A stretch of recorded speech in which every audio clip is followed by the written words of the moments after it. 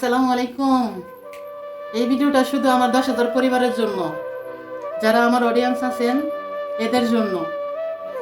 আমি আজকে 2-1 দিন হয়েছে ভিডিও ছাড়ি না কারণ আমার আব্বা মারা গেছে, তো মন মানসিকতা ভালো নাই বলে আমি ভিডিও দিতেছি না। তো আজকে এই ভিডিওটা করা আমার অডিয়েন্সদের জন্য। 7 বছর আগে আমার আম্মাটা চলে গেল, আবার শুক্রবার দিন সকালবেলা আমার বাবাটাও চলে গেল। আমি এতটা দুর্ভাগ্য একটা মেয়ে।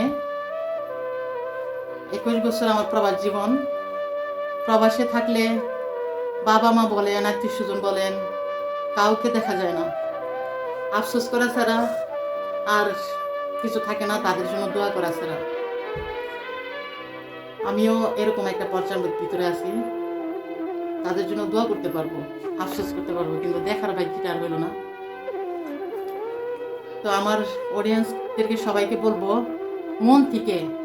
মন থেকে আমার আব্বা আম্মার জন্য দোয়া করবেন, আল্লাহ তাদেরকে জানে জান্নাতবাসী করে।